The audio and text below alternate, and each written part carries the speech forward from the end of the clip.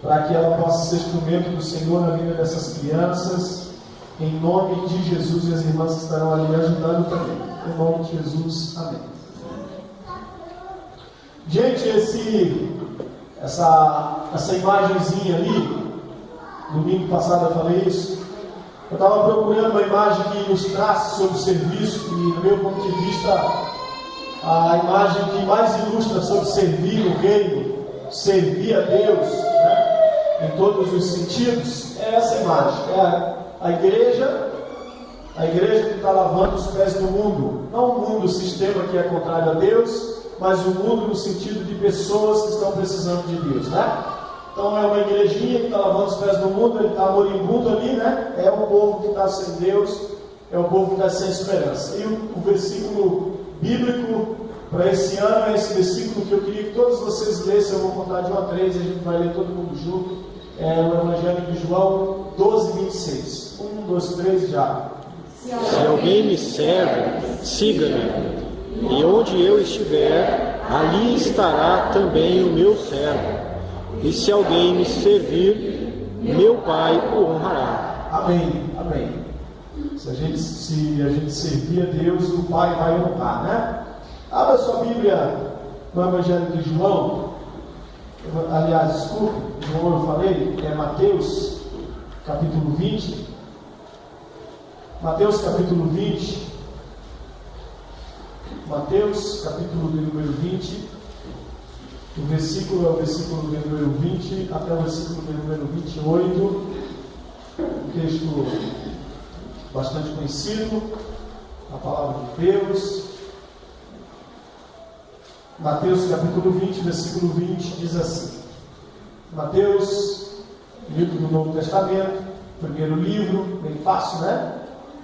Capítulo 20, versículo 20 diz assim: Então se chegou a ele a mulher de Zebedeu com seus filhos, se chegou a Jesus, né? E adorando-o, pediu-lhe um favor. E perguntou-lhe ele: Que queres? E ela respondeu: Manda que no teu reino esses meus dois filhos, os filhos eram João, né? João e Tiago, mande que no teu reino esses meus dois filhos se assentem, um à tua direita e outro à tua esquerda. Mas Jesus respondeu: Não sabeis o que pedis. Podeis vós beber o cálice que eu estou bebendo? E responderam-lhe: Podemos. Então lhes disse: Bebereis o meu cálice, mas o assentar-se à minha direita e à minha esquerda não me compete concedê-lo. É, porém, por aqueles a quem está preparado por meu Pai. Ora, ouvindo isso, os 10 discípulos indignaram-se contra os dois. E então Jesus, chamando-os para junto de si, disse: Sabeis que os governadores dos povos os oprimem e os dominam, e que os maiorais exercem autoridade sobre eles. Mas não é assim entre vós. Pelo contrário, quem quiser tornar-se grande entre vós será esse o que vos sirva. E quem quiser ser o primeiro dentre vós será o vosso servo, tal como o Filho do Homem, que não veio para ser servido, mas para servir e dar a sua vida em resgate de muitos. Amém, irmãos? A gente sabe que a vida cristã, a gente precisa viver essa vida cristã apaixonadamente, fervorosamente. A Bíblia diz que nós temos que servir o Senhor com fervor. E eu espero que tenha isso no seu coração nessa noite, coração cheio de fervor em fazer a obra de Deus, em trabalhar no reino de Deus. Mas a gente sabe que essa vida cristã precisa ser vivida também com compaixão e com empatia. Empatia significa não apenas ser simpático com a dor do outro, mas empatia significa sentir ir mais a fundo e sentir a dificuldade do outro, sentir a dificuldade dos nossos irmãos, e assim a gente vai estar cumprindo o Evangelho, e assim a gente vai estar cumprindo uma vida cristã saudável e cheia de Deus. Orar fervorosamente é bonito, entrar nos propósitos com Deus é maravilhoso, estar na igreja é muito importante para o nosso crescimento, mas a gente sabe que a vida cristã, como eu falei no domingo passado, ela deve ser vivida principalmente quando as portas da igreja se fecham e a gente se depara com o clamor daqueles lá fora, principalmente com os domésticos da fé, os novos convertidos, principalmente com os irmãos de fé nossos. Esse texto aqui é um texto maravilhoso, que declara sobre isso. É um texto que mostra, que revela o nosso coração. O que seria de nós hoje, especialmente das mulheres hoje, se não tivesse espelho em casa, né? Eu acho que eu já falei isso aqui, mas quando a Eliane chegou em casa, tinha um espelhinho assim, desse tamanho, né? Bem pequenininho, e eu olhava lá para olhar só o rosto, mal o rosto, fica a moça, ou colocar ele de longe assim para tentar olhar o resto do corpo, né?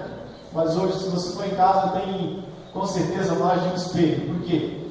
Porque a gente consegue ver as nossas dificuldades, vamos dizer assim, a nossa maneira, a nossa veste, a gente consegue olhar o nosso reflexo, o que está certo, o que está errado, a partir do reflexo do espelho. E aí a gente olha o físico, né? Se está bom o cabelo, se está bom o restante, se combinou a roupa, a peça de roupa, se combinou a camiseta com a camisa, aquele negócio todo. A gente vai lá para frente no espelho olhar. Mas como é que a gente consegue detectar o nosso coração? Que espelho nós usaríamos? Que espelho nós usaríamos para a gente ver os defeitos da nossa própria vida? Do nosso próprio coração, da nossa alma, daquilo que não é aparente, daquilo que a gente não vê, daquilo que a gente não consegue, que o nosso irmão não consegue ver. Aliás, ele consegue até ver algumas deformidades das nossas falhas, das nossas atitudes, é verdade, mas ao profundo do nosso coração, ele não consegue ver. Nem mesmo, muitas das vezes, nós conseguimos ver os nossos defeitos. A gente sabe que é mais fácil olhar o defeito do outro, a gente sabe que é mais fácil apontar o erro do outro, a gente sabe que é mais fácil e fica muito mais patente, muito mais claro a gente olhar o erro do nosso irmão. É muito mais difícil a gente se enxergar nós mesmos. Se enxergar através de um espelho é uma coisa, enxergar o nosso coração é outra, né? Discernir o nosso coração é outra. E nesse texto aqui, nós encontramos pelo menos 3 propostas ou sugestões de Jesus para a gente descobrir o nosso coração, para a gente descobrir quem de fato somos nós, como discípulos, como servos de Jesus, como filhos de Deus, como pessoas que saem do nosso lar e da nossa casa para vir adorar a Deus. Você conhece o seu coração? Você conhece a sua alma? Você conhece as áreas que você tem falhado, que tem errado, até na sua vida espiritual, a sua espiritualidade? Você tem colocado a sua espiritualidade à prova do fundamento bíblico da palavra de Deus? Você tem conseguido discernir os seus próprios defeitos e falhas? Esse texto aqui é um texto lindo e belo, porque nós encontramos aqui uma mulher, uma mãe, que vai até Jesus, e ela vai até Jesus com o objetivo de fazer um pedido. E essa é uma mulher fervorosa, irmãos. Não pense que essa mulher é uma mulher que tem uma fé vacilante. Não pense que essa mulher chamada Salomé, tá? É uma mulher que tem uma vida cristã superficial. Não pense que essa mulher é uma mulher que vive uma vida com Deus, vamos dizer assim, de maneira fraca, de maneira triste. Mas essa é uma mulher apaixonada por Jesus. É uma mulher apaixonada pela obra. É uma mulher apaixonada pelo reino de Deus. Tanto que ela permitiu que 2 dos seus filhos sigam seguiam a Jesus. Tanto que ela mesma, não se conformando em entregar os seus filhos para o reino, que era Tiago e João, ela mesma decide também servir a Jesus e seguir a Jesus. Ela é uma das mulheres que está lá quando Jesus ressuscita, é uma das mulheres, das primeiras pessoas que vão até o sepulcro. Ela está no grupo das mulheres que vão até o sepulcro visitar Jesus e que se deparam com uma visão maravilhosa do Jesus ressuscitado. Aliás, elas ouvem o anjo falar que Jesus ressuscitou, porque vocês estão procurando entre os mortos aquele que já vive. Vão e avisem os outros discípulos que ele está indo em vossa direção e que ele vai vos visitar. E de fato isso aconteceu. Mas ela nos dá algumas lições. É interessante porque no Evangelho de Marcos, esse mesmo texto, trata que foram os 2 filhos dela que fizeram pedido.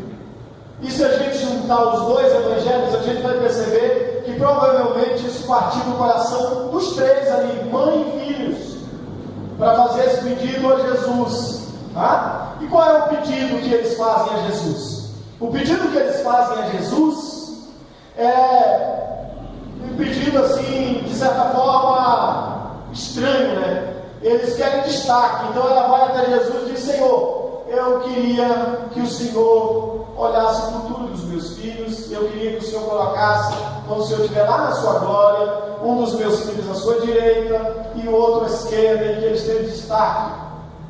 E Jesus diz: olha, vocês não sabem o que vocês estão pedindo.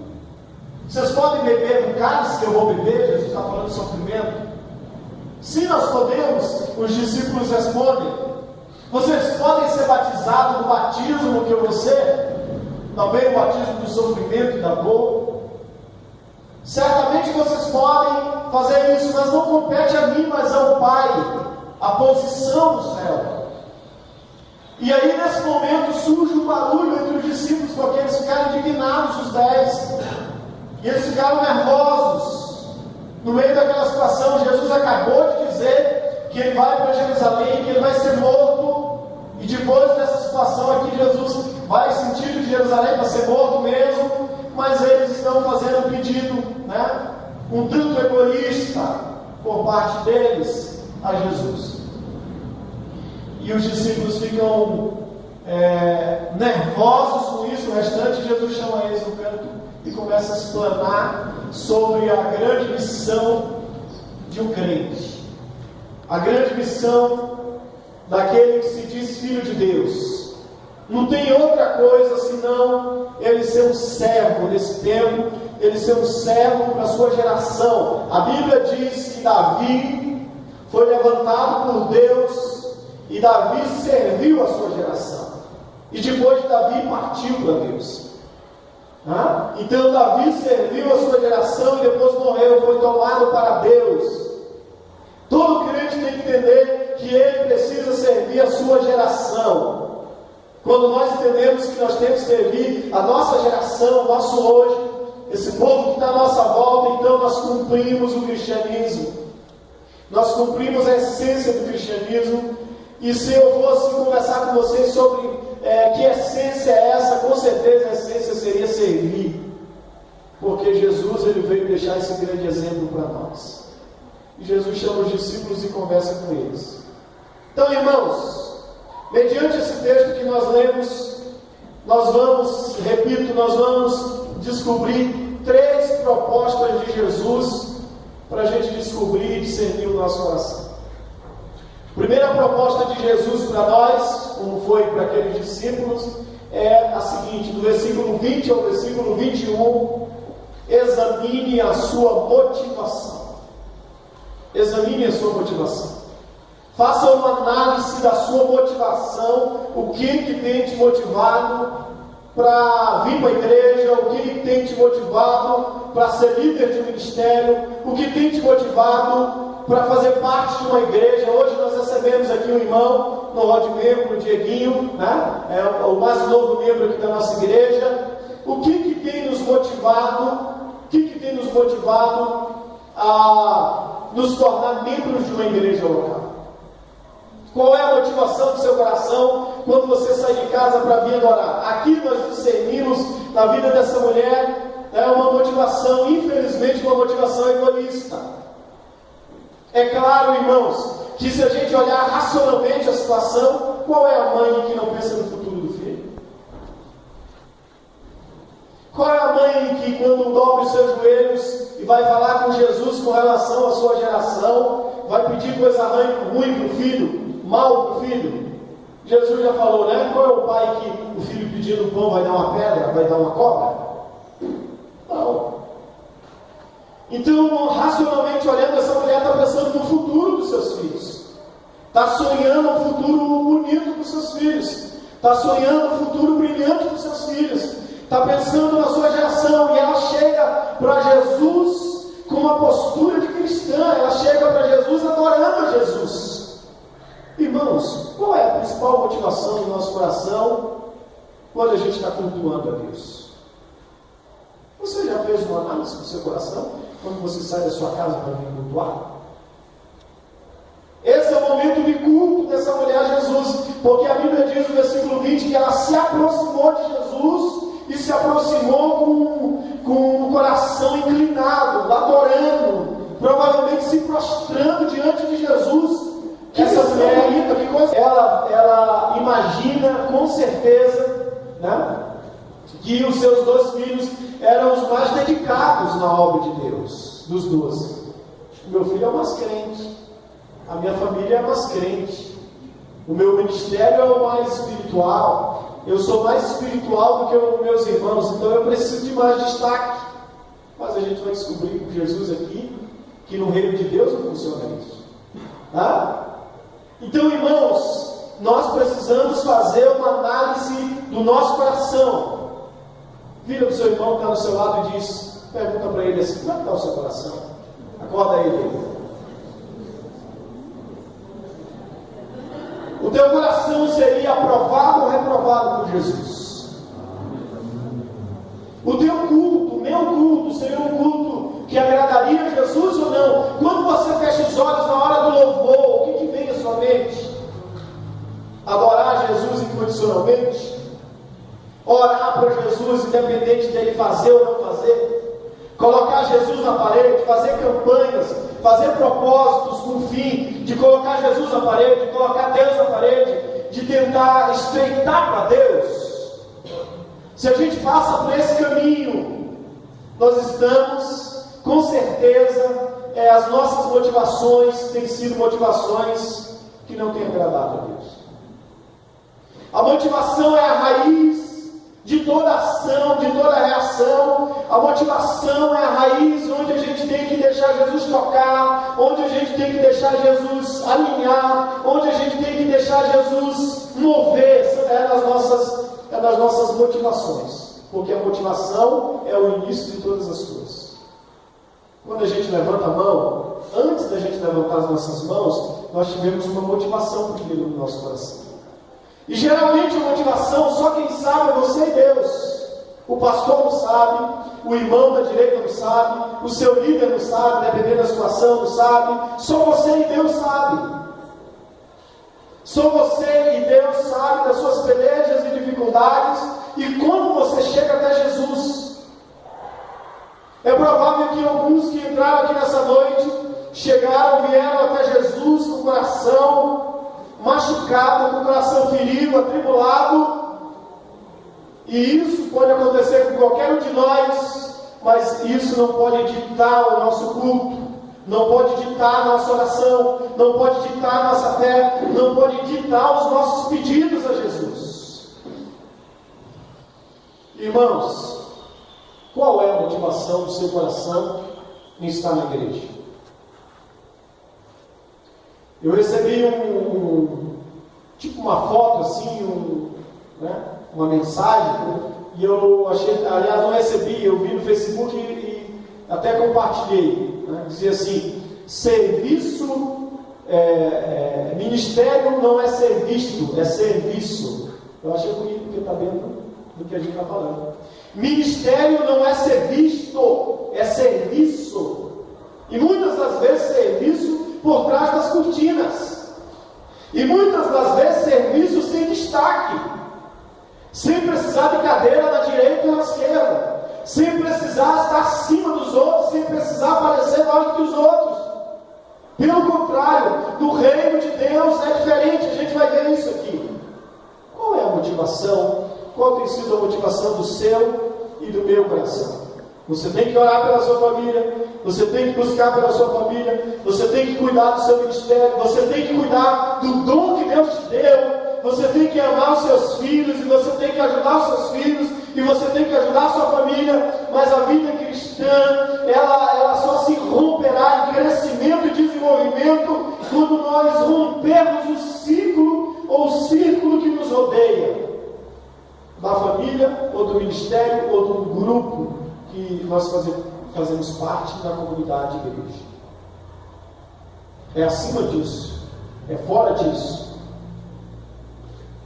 É o ministério de José, que o seu pai Jacó, quando está morrendo, ora por José e profetiza na vida de José algo que já tinha acontecido, dizendo: José será como uma árvore frondosa e os seus ramos, eles atravessam o muro. Olha que palavra profética poderosa. A unção na vida de José não estava limitada aos muros. Os frutos na vida de José não estavam limitados ao muro do ciclo da sua família. Porque quando Deus levantou José, quando Deus abençoou José do cativeiro, da prova, da luta, da prisão, e honrou José, Deus tinha no seu coração que José seria uma árvore frondosa que abençoaria as nações, não apenas os 70 parentes seus que subiriam para o Egito para serem abençoados por ele. O Egito foi abençoado por José, e todas as nações vinham até José para comprar comida e saciar sua fome. A unção de José é a unção que Deus determinou para nós.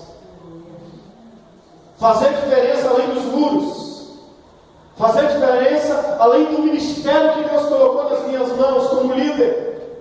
Eu não preciso ser líder para servir, eu não preciso ser líder de ministério para servir, basta eu ser crente, e basta eu entender e levantar a bandeira e discernir que eu preciso fazer isso, e eu preciso, aliás, não só fazer, porque o fazer tem que ser reflexo do ser, e eu tenho que ser isso. E eu tenho que deixar o Espírito impregnar, o Espírito Santo impregnar no meu coração esse sentimento, que eu tenho que lutar contra a minha natureza pecaminosa, porque isso é uma luta, né?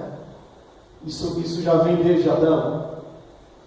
É aquela criança que está em casa, que você comprou o presente melhor para ela, aquele presentinho bonito, lindo, maravilhoso, aquela bonequinha, esse menino, o menino, o carrinho, e ela está ali, o presente da hora, e um mês depois ela esqueceu aquele presente, porque ele ia ter um presente novo, diferente, e ela deixa lá no canto o presentinho, empoeirado. Mas se o priminho dela chegar em casa lá, e for querer pegar aquele presente que está lá, aquele brinquedinho que está lá no canto, cheio de poeira, sai briga.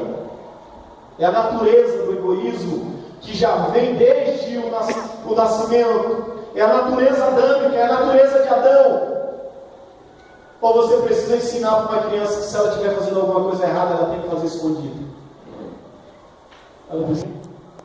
Então é esse sentimento que está no coração do homem. É só a graça de Jesus, é só a ação do Espírito Santo para fazer a gente romper com isso, irmãos. Mudar de vida, mudar de visão. E toda mudança, eu já falei aqui, começa na nossa mente. Começa no nosso discernimento da Bíblia, do que Deus está falando para nós. Se não muda a mente, não muda a ação. Se não muda a mente, não muda o coração. Se não muda a mente, não muda o espírito, não muda a alma, não muda sensações e ações. A palavra precisa encharcar a nossa mente, o nosso coração, para a ação ser mudada, para a mudança da vida. Pastor, eu não consigo mudar, e a gente não consegue mudar pela nossa própria força mesmo. Não consegue mudar. Jesus disse para essa mulher: o seu culto, a essência do seu culto, foi baseada num pedido errado. Mesmo que você é mãe, que você sonha, que você tem projetos, que você quer ver os seus filhos se destacando, melhorando, tendo um bom emprego, uma vida profissional maravilhosa, tudo isso é importante, mas nesse momento, esse pedido do seu coração foi um pedido equivocado, foi um pedido errado, e você não sabe nem o que você está pedindo. É interessante porque Tiago 4, versículo 3, diz: pedis e não recebeis, porque pedis mal, para gastardes em vossos deleites, em vossas vontades. Quando às vezes a gente pede algumas coisas para Deus, quando às vezes a gente vem cultuar a Deus, quando às vezes a nossa espiritualidade está baseada só no que Deus pode me dar, só nas mãos de Deus, no que Deus pode fazer por mim, no que Deus pode fazer, e a nossa espiritualidade não está baseada em servir a Deus independente do que Ele pode fazer, porque Ele pode fazer todas as coisas, a gente começa a entrar por um caminho equivocado, e a tendência, se a gente não alinhar o nosso coração e não servir o nosso coração, a tendência é a gente cair lá na frente, a tendência é a gente abandonar. Porque se o seu cristianismo e o meu cristianismo está baseado apenas no que Deus pode fazer por mim, eu tenho que permitir que Deus trate as minhas raízes. Deus pode fazer por mim, mas eu tenho que amar Deus independente se Ele faz ou não, se Ele vai fazer ou não, se Ele vai responder o sim ou não para o meu pedido, no momento que eu estou pedindo para Ele.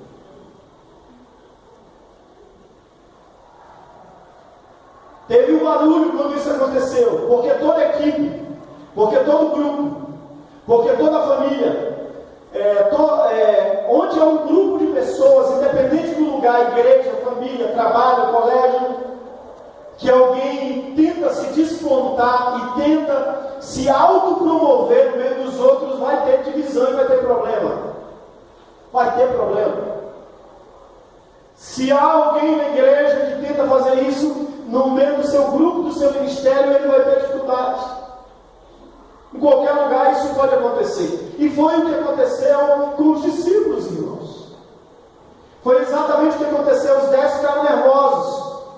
Porque onde há sentimento egoísta, a comunhão é destruída. As barreiras começam a ser levantadas. Os muros de divisão começam a ser levantados. O diabo começa a se manifestar. O diabo começa a se alinhar. O diabo começa a tirar a visão. O diabo começa a colocar sentimento faccioso no coração de um contra o outro. Começa a trazer as panelinhas, começa a trazer as divisões, começa a trazer os problemas da igreja, começa a trazer as barreiras, e o irmão não consegue mais olhar para o outro com o mesmo olhar de amor, de misericórdia, e aí surge a unção satânica de Caim. A barreira que se levanta entre ele e o irmão, surge a morte. Talvez não a morte física, literal, mas a Bíblia diz que aquele que olha para o seu irmão e odeia o seu irmão já é assassino. A Bíblia diz que aquele que não se dá com o seu irmão, provavelmente ele não será perdoado dos seus pecados. Primeiro, a sua oferta não será aceita por Deus, o seu culto não será aceito por Deus, a sua oração não será aceita por Deus. E aí há destruição. E a Bíblia diz que onde há separação, o Espírito de Deus não age. Não tem unção, não tem crescimento, não tem multiplicação, não tem mover de Deus.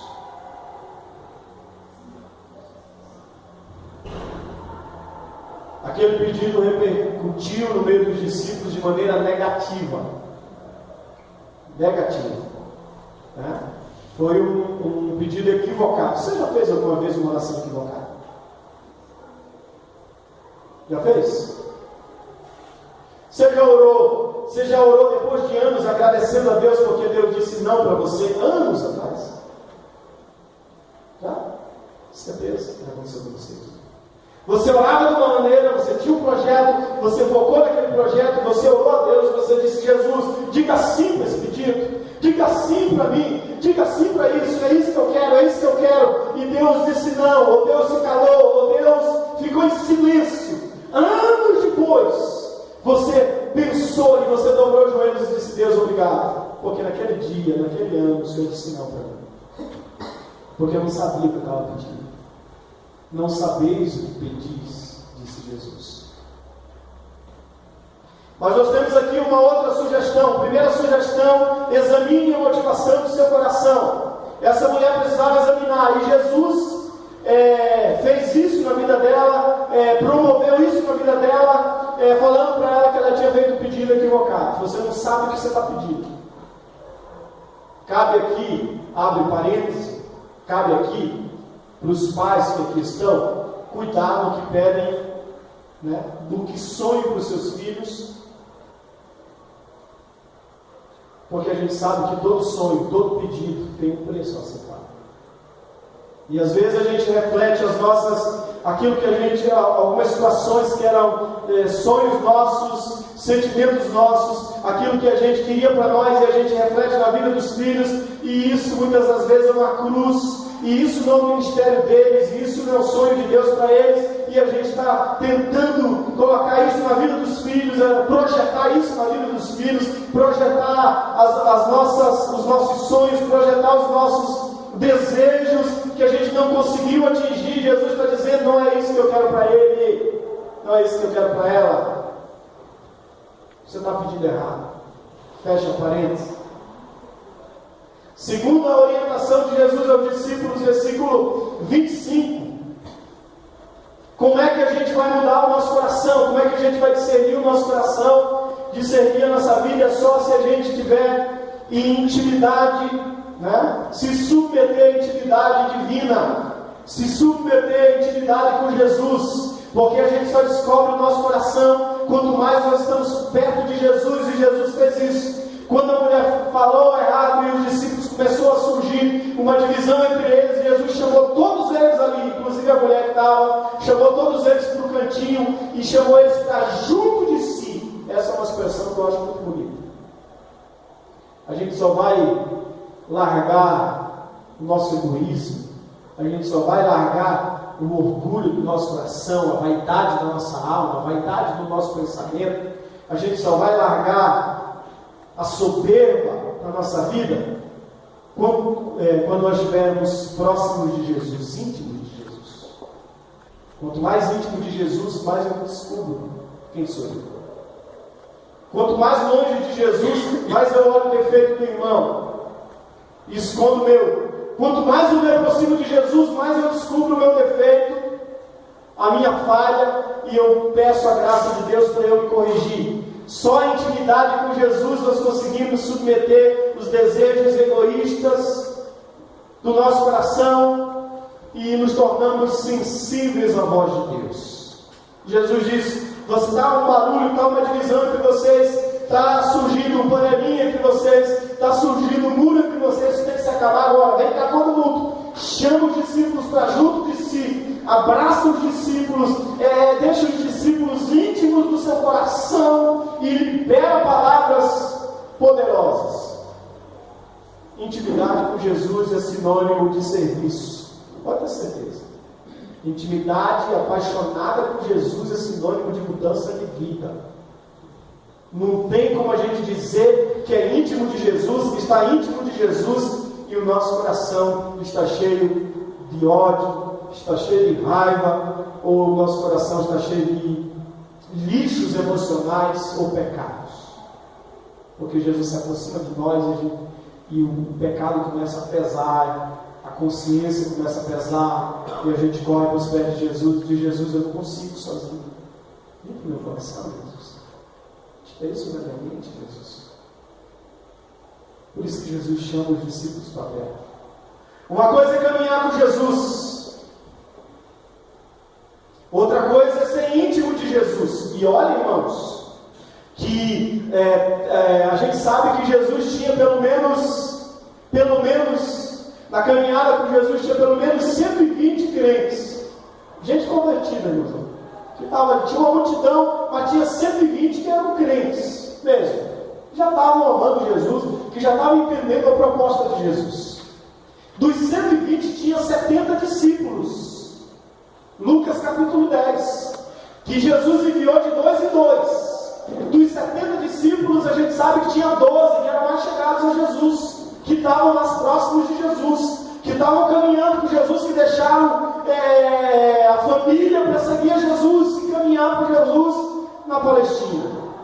Dos 12, a gente sabe que tinha 3 íntimos, do grupo mais íntimo, que tiveram as experiências mais profundas, que tiveram as experiências mais marcantes, que viram a glória de Deus no monte,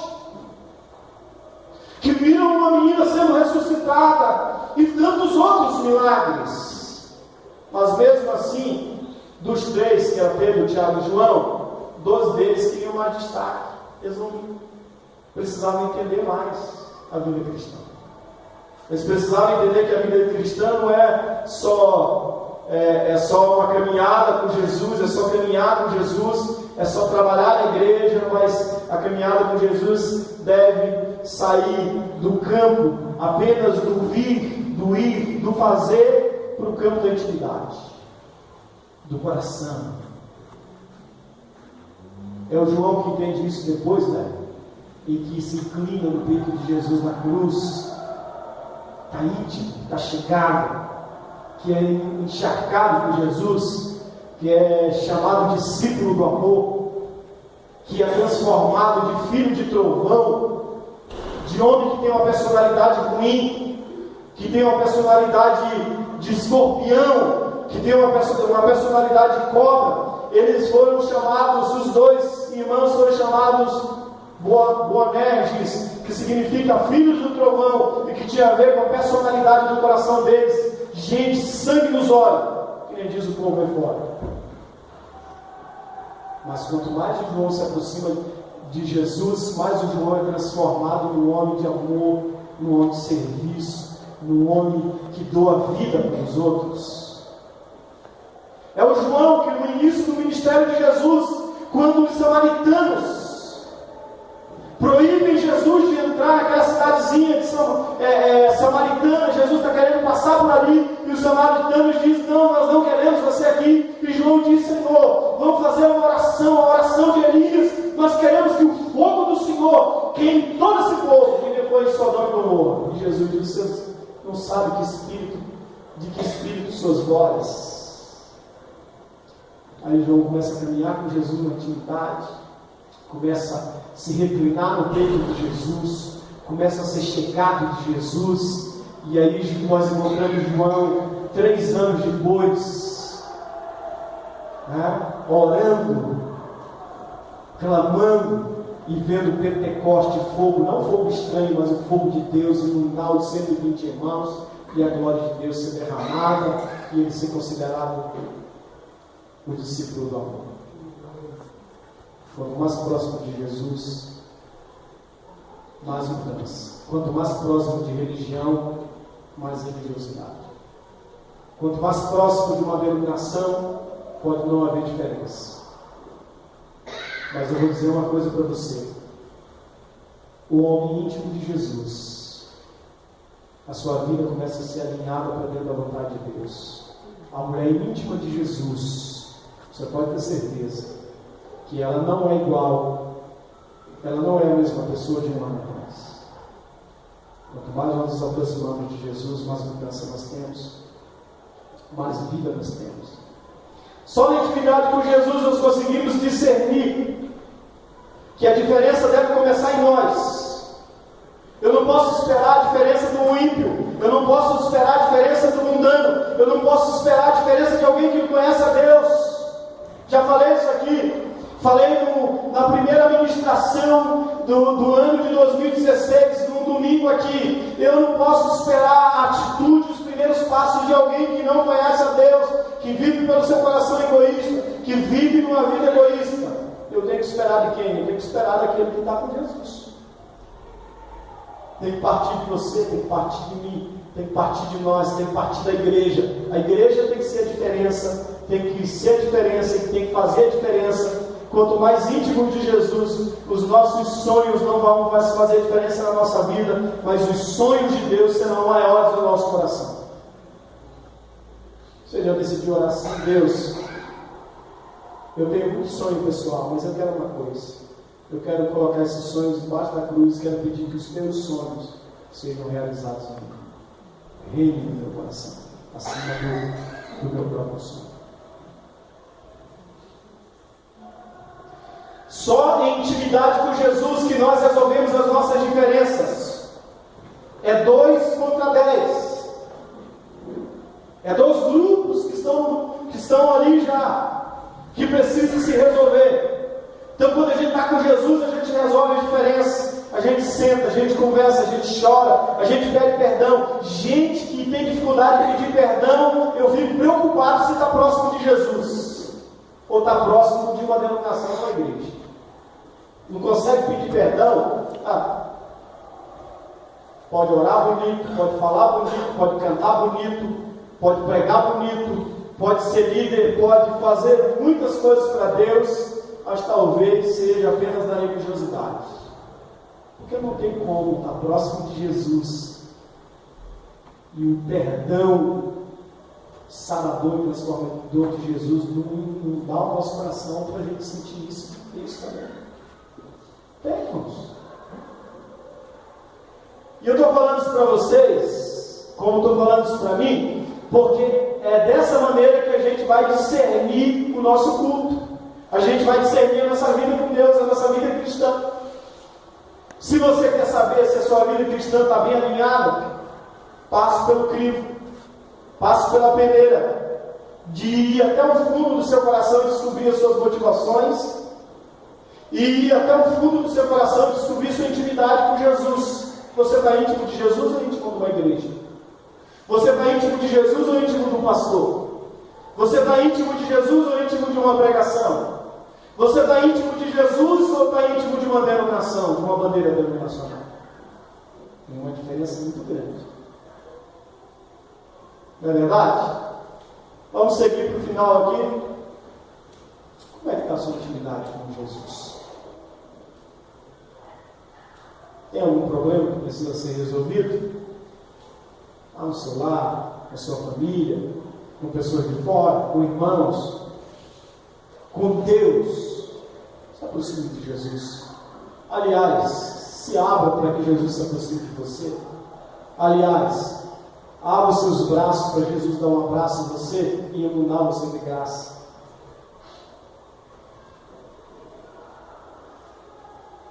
Terceiro e último ponto. Vamos lá, mais uma sugestão de Jesus para os seus discípulos. Primeiro foi para a mulher e para os filhos. Cuidado com a motivação do seu coração, com as suas orações, com o seu culto. Segundo, quanto mais você se aproximar de mim, mais você vai se descobrir como pessoa. Tem um filósofo que dizia: conhece-te a ti mesmo. Mas como é que o homem vai se conhecer ele mesmo, né? Se ele não passar pelo espelho da palavra e pelo espelho da intimidade com Deus? Não foi isso que Isaías experimentou? Já era profeta, já pregava bonito, já profetizava bonito, já tinha destaque, porque não profetizava em cidadezinha, era lá no palácio, era lá na capital, tinha destaque, tinha nome, aliás, sobrenome de gente da alta corte, crente, gente boa, não faltava culto, mas um dia ele entrou na igreja e um dia ele experimentou a presença de Deus. Ele experimentou a presença de Jesus, a presença de Deus mais juntinho dele. E quando ele experimentou a presença de Deus mais juntinho dele, ele se descobriu quem ele era de fato. E ele disse: ai de mim, que sou um homem pecador, sou um homem de lábios impuros. Esse negócio da gente... Aí depois ele disse: e habito no meio de um povo de impuros lábios.Esse negócio da gente detectar o problema do outro primeiro do que o nosso, é sinal de que a gente está longe de Deus. Porque quanto mais a gente está perto, mais a gente se descobre e diz: puxa vida, tem tanta coisa que eu preciso mudar. Tem no seu coração coisas que precisam ser mudadas? Certeza, né, irmãos? Com certeza, no meu e no seu coração, nós temos muitas coisas para mudar. Último lugar, mais uma sugestão: se expõe à confrontação divina. Você é aquela pessoa que gosta de ouvir conselho, orientação, repreensão, ser confrontado pela verdade, ser confrontado pela palavra, que não consegue conversar para resolver problema, que foge de conversar, que foge de mostrar aos seus irmãos a sua dificuldade, a sua fraqueza, o seu pecado,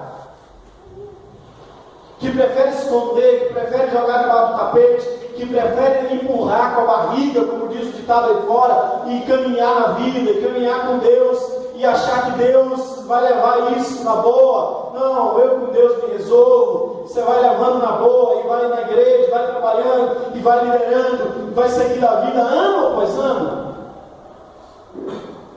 Se isso acontece com você, você pode ter certeza que você tem mais de egoísmo no seu coração do que um sentimento de serviço e humildade. Porque é na peneira da confrontação de Deus que a gente é moldado. Aliás, a Bíblia diz que Deus ama e castiga quem é que Ele ama. E que a repreensão no primeiro momento não parece ser motivo de alegria. Quem é que fica feliz assim, o pai está dando? Ai, que coisa boa, que delícia, né? Dá mais, dá mais. Só gente doente, né? Eu oferecia tudo para minha mãe quando eu fazia um negócio errado. Criança, eu lembro como se fosse hoje, assim, né?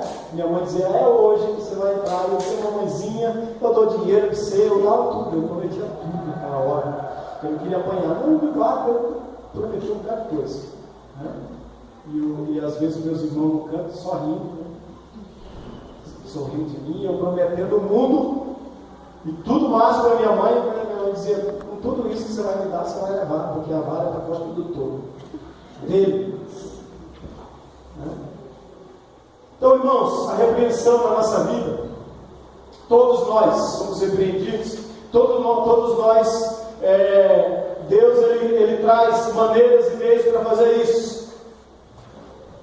Quando Deus veio para o povo de Israel e ele falou com Jeremias, ele disse, olha Jeremias, assim como o oleiro amassa o barro, assim eu vou amassar com o meu povo. E aí a gente canta, né, amassa a minha vida, faz de novo, e não sabe o contexto, porque o contexto era cativeiro, que o contexto do texto era cativeiro, era prova. Deus ia estreitar para o povo. Aí Deus usa o profeta e diz, eu descerei no meio do meu povo com o meu prumo. Vou descer o prumo no meio do povo. Deus estava falando de prova. O prumo é para alinhar, para provar, para estreitar. E Deus nos repreende. Deus nos confronta. Deus confrontou o profeta, que deixou seu coração ser tomado pelo dinheiro, pela ganância. Balaão, de certa forma, era um profeta de Deus. E ele foi comprado. Primeiro ele tentou rejeitar, e ele, uma hora, ele não resiste mais, porque o dinheiro era muito, porque tinha muita grana, porque o rei estava dizendo, se você amaldiçoar aquele povo, você vai ser um homem rico, você vai ser um homem próspero, nada de ser profetinha de uma cidadezinha pequena, de 5, 6 que segue você, um pouquinho de gente, uma congregação pequena, nada disso. Eu vou colocar você como o maior profeta dessa nação, vou te dar dinheiro, vou te dar poder, você vai ter a melhor casa, você vai ter a melhor vida. E Balaão se balançou, e Balaão inclinou para o mal. E Deus se posicionou diante de Balaão através de um anjo. E o anjo estava a ponto de matar Balaão com a espada na mão, e Balaão não via nada. Porque quando a gente vive uma vida de egoísmo só para nós mesmos, nós começamos a perder a visão das coisas espirituais. Nós começamos a ser insensíveis para a voz de Deus. Mais um sermão, mais um culto, mais uma oração, mais uma vigília, mais um culto, mais tudo, sem fazer diferença nenhuma. Deus confrontou Balaão. E Balaão estava tão insano que o jumento teve que falar com ele. E Deus estava dizendo para Balaão, Balaão, abre os seus olhos, você está mais insensato do que um animal. Não há mais razão em você, não há mais racionalidade em você, não há mais espiritualidade em você. Irmãos, quantas vezes eu fico pensando que a gente toma uma decisão do nosso coração, né? Deus, puxa vida. Quantas vezes eu sou um profeta no momento, horas depois, minutos depois, dia depois, parece que eu estou perdendo a minha visão do que Deus quer para mim. Aí eu tenho que correr para Jesus e dizer: Jesus, me ajuda, não deixa eu perder a visão, não deixa eu perder o sonho que o Senhor tem para mim, para essa congregação, para essa igreja, para essa cidade. Me ajuda, Jesus. A confrontação de Jesus começou com os 2 discípulos e a sua mãe. Do versículo 25 ao versículo... do versículo 22 ao versículo 23, Jesus repreende os 2 discípulos. E a repreensão de Jesus é pela falta de compreensão espiritual. Quando Deus está falando com a gente, e a gente não está compreendendo, a gente não está abrindo o coração, a gente está endurecendo o coração, a gente não muda de vida, Deus repreende a gente, confronta a gente. Ele vem para a mulher e diz: olha, você não sabe que todo pedido tem um preço? Tem um preço a pagar? Você acha que é assim, chegar e sentar no melhor banco, na melhor cadeira, né? Foi aquele atribulado daquele Romário que um dia disse para um técnico, né? O técnico chegou e ele mandava, desmandava lá no Fluminense, se eu não estou enganado. Ia no dia que ele queria fazer o treinamento, né? Treinar para quê? Eu já sei jogar mesmo, dizia ele, né? Até a música, saiu a música. Aí o homem chegou lá, tinha poucos meses lá no clube, e aí tentou espreitar para o Romário, e ele chega lá numa entrevista em rede nacional e diz assim: esse cara está aí, chegou hoje, já quer sentar na janela, pensando o quê? Já entra e já senta na janela, com aquela arrogância que ele sempre teve, né? Então, irmãos, não cabe para ele, da boca dele, vai sair pelo menos alguma coisa, né? A nossa caminhada de construção, de crescimento, de desenvolvimento, de liderança, depende de uma construção, depende do dia a dia, depende da intimidade, depende do trabalho, depende do suor. A gente sabe disso, que tem um preço a pagar. A gente sabe disso. É o vô do Peter Parker, né? Que diz assim, ó: com grandes poderes se tem grandes responsabilidades. É uma boa filosofia, né? Com grandes poderes se tem grandes responsabilidades. E a gente sabe disso, irmãos.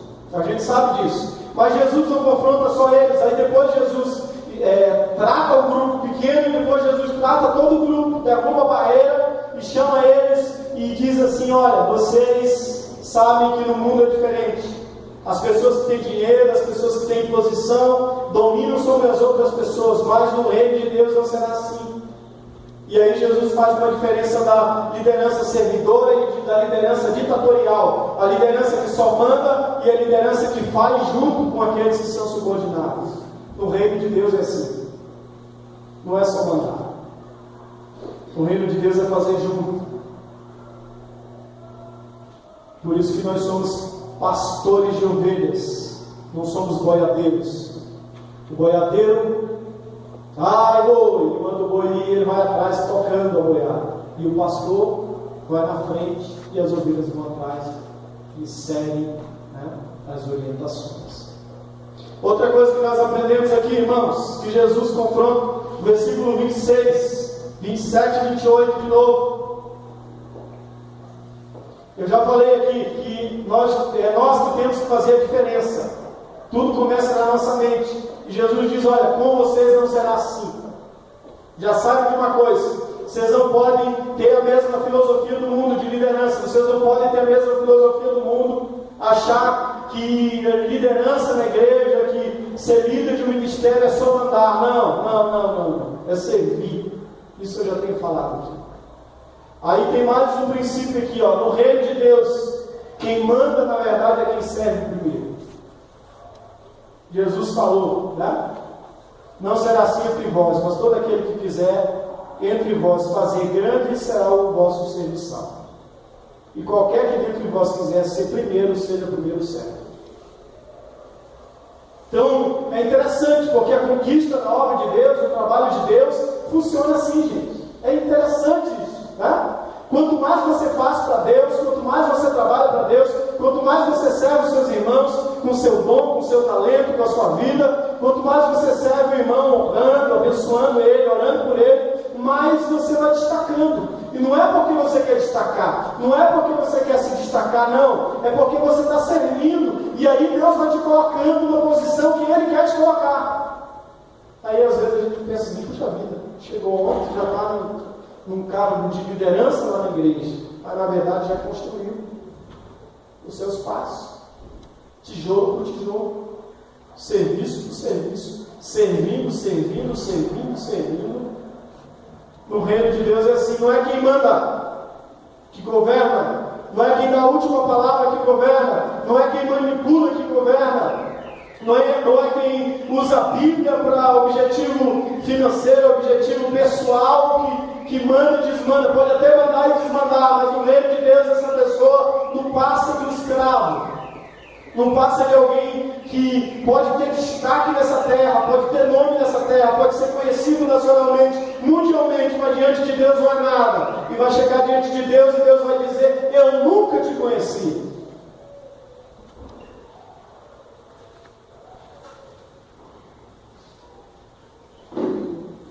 Quem reina, quem é líder, quem desponta, com certeza é quem serve, está servindo. E a gente sabe, né, irmãos? Vamos pensar na prática, né? O que é servir a Deus? Servir a Deus é servir o nosso irmão, é servir o nosso ministério, é servir as pessoas que estão à nossa volta, é servir, é trabalhar, é fazer as coisas que aparecem, as coisas que não aparecem, os que estão no púlpito, os que não estão no púlpito, a gente está servindo de todo o nosso coração. O nível de espiritualidade, o nosso nível de espiritualidade é medido pelo nosso serviço. E a nossa maior referência é o nosso Senhor Jesus. Ele falou assim: bem como o Filho do Homem não veio para ser servido, mas para servir e para dar a sua vida em resgate de muitos. O Filho do Homem não veio para ser servido, mas para servir e dar a sua vida em resgate de muitos.